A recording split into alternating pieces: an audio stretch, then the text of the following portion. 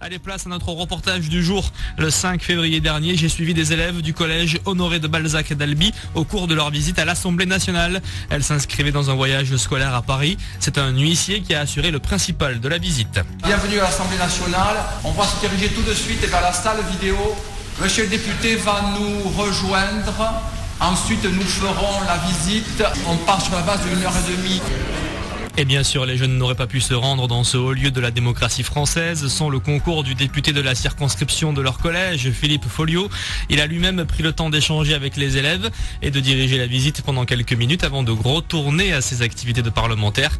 Écoutez-le expliquer à mon micro ce qu'ont pu voir les collégiens ce jour-là. Donc une visite qui commence par la salle des fêtes, où il se fait beaucoup de choses, mais peu de fêtes. Ensuite, la salle des pas perdus, la visite de la salle des 4 colonnes, qui est un lieu que beaucoup connaissent, parce que c'est le lieu de rencontre députés et journalistes. Ensuite, il y aura la visite des 3 salons au cœur de ce qu'on appelle le périmètre sacré. Ensuite, c'est la visite de l'hémicycle. C'est là où beaucoup de choses se passent. Et avant de terminer par ce qui est certainement un des plus beaux endroits de l'Assemblée, qui est la bibliothèque. Et retrouvez tout au long de mes flashs ce matin jusqu'à 9h mon reportage en immersion dans l'Assemblée nationale. Dès 6h, Christophe Nicolas et Carole Coetzaliou. Allez, on quitte Albi pour se rendre à Paris et plus précisément à l'Assemblée nationale. Au début du mois de février, j'ai accompagné des élèves du collège Honoré de Balzac d'Albi au cours de leur visite de ce lieu emblématique de notre République. Écoutez Guillaume Bouloc, le professeur d'histoire-géographie, qui est à l'initiative de ce déplacement. Il nous en explique la raison d'être. On organise un voyage à Paris dans le cadre à chaque fois d'un parcours culturel, d'un parcours citoyen, et on cherche toujours à passer dans des lieux symboliques. On allait à Versailles avant. Mais on a toujours fait l'Assemblée nationale, c'est dans le cadre du parcours civique. L'intérêt pédagogique, c'est de prolonger ce qu'on voit dans les programmes, d'expliquer les principes de séparation de pouvoir, de fonctionnement de la démocratie, de la République. C'est vraiment beaucoup plus concret, évidemment, que tous les cours qu'on pourra faire en classe. Les collégiens ont donc pu voir pendant 1h30 la salle des pas perdus, la salle des 4 colonnes, les 3 salons dans le périmètre sacré, la bibliothèque et bien sûr l'hémicycle. Mais avant tout cela, ils ont pu voir un petit film sur le fonctionnement de l'Assemblée nationale et sur le rôle des députés. Les élèves ont également échangé avec le député Philippe Folliot, grâce à qui cette visite a pu se réaliser. Et ce genre de moments avec les jeunes sont essentiels pour le parlementaire. D'ici 3-4 ans, ils seront citoyens. Et qu'être citoyen, ça implique d'avoir un certain nombre de droits, mais aussi un certain nombre de devoirs. Et pour moi, un élément essentiel, c'est le fait de voter. Ce droit de vote, beaucoup sont morts pour qu'on puisse l'exercer librement. Et donc, la visite de l'Assemblée, ça doit aussi être une occasion de révision de l'instruction civique. Et pour moi, ça fait partie aussi de notre rôle en tant que parlementaire que de pouvoir aussi intervenir sur cela. Dès 6h, Christophe Nicolas et Carole Coetzaliou. On prend la direction de la capitale. Maintenant, le 5 février dernier, je me suis rendu à l'Assemblée nationale pour visiter les lieux. Mais je n'étais pas seul. J'accompagnais en réalité des élèves du collège Honoré de Balzac d'Albi. Pendant 1h30, ils ont pu découvrir ce bâtiment empreint d'histoire. J'ai demandé à quelques jeunes s'ils savaient ce qu'était l'Assemblée nationale avant de s'y rendre. Ma grand-mère m'a dit qu'elle y était allée, elle m'a montré des photos. Et du coup, j'avais quand même une petite idée de ce que c'était. Pas du tout. Franchement, je savais pas c'était quoi en fait. Vraiment. Là, vraiment, j'ai découvert. J'étais déjà venue plusieurs fois à Paris et c'est la chose que j'avais pas encore vue. C'est un bâtiment qui permet de faire voter les lois et c'est un bâtiment très important pour notre pays.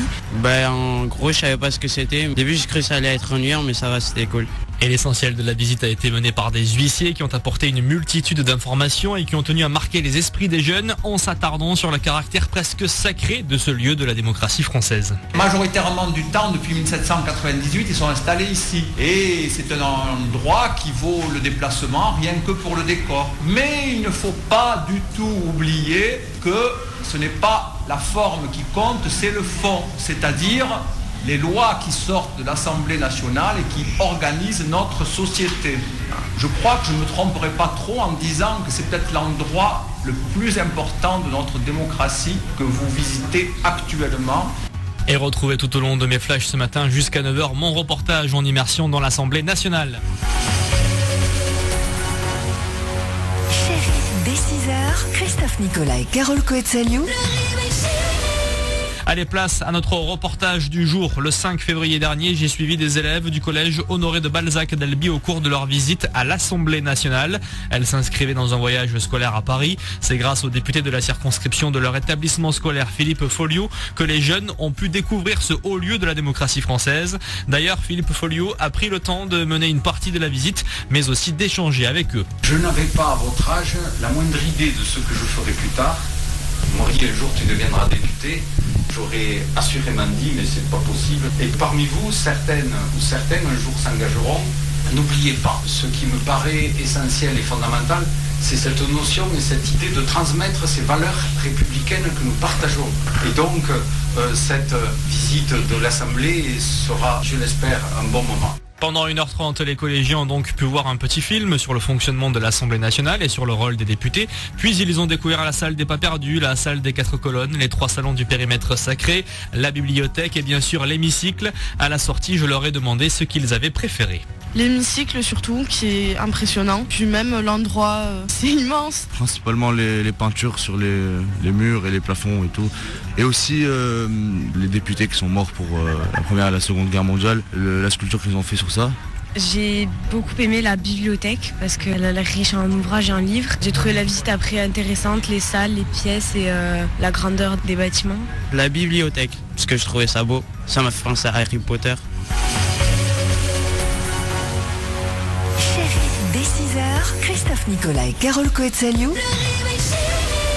Allez, on quitte Albi pour se rendre à Paris et plus précisément à l'Assemblée nationale. Au début du mois de février, j'ai accompagné des élèves du collège Honoré de Balzac d'Albi au cours de leur visite de ce lieu emblématique de notre démocratie. Écoutez Guillaume Bouloc, le professeur d'histoire-géographie qui est à l'origine de ce déplacement. Selon lui, ce genre d'initiative permet de recréer un lien entre la République, les élus et les jeunes générations à l'heure où ces dernières sont parfois défiantes vis-à-vis du pouvoir ou tout simplement désintéressées. C'est absolument important aussi de recréer le lien. Ils pourront dire autour d'eux aussi qu'ils ont vu un député, qu'il est parti parce qu'il avait du travail, il a une suppléante parce qu'il ne peut pas faire tout seul, qu'il a un attaché parlementaire qui travaille pour l'aider, qu'ils ont un bureau sur place, qu'ils voient que c'est pas des gens qui ne font rien comme ils peuvent peut-être le voir sur leurs réseaux sociaux, des gens surpayés, qui font strictement rien, qui dorment en séance. Et là, ils viennent de comprendre pourquoi certains peuvent dormir en séance quand les séances vont jusqu'à 2h, 3h du matin. Et c'est un huissier qui a assuré la majeure partie de la visite. Au-delà du système de fabrication et de vote des lois, il a pu en apprendre plus aux collégiens sur le mode de vie des députés quand ils sont à l'Assemblée. Certains bureaux de députés sont situés dans les bâtiments ici. Et M. Folliot a un bureau dans l'immeuble Chaban-Delmas. Il y a une partie collaborateur, une partie député. Luxe suprême, il y a même un cabinet de toilette individuel. Certains doivent aller sur le palier dans d'autres bâtiments. Alors bien sûr, un député qui est à Paris ou à côté de Paris, il n'a pas besoin de dormir ici. Mais un député qui vient de loin a besoin de dormir au Palais Bourbon. Donc il y a des lits, il y a un hôtel s'il ne peut pas dormir dans son bureau. Il y a des restaurants. On peut vivre en circuit fermé. Dès 6h, Christophe Nicolas et Carole Coetzaliou.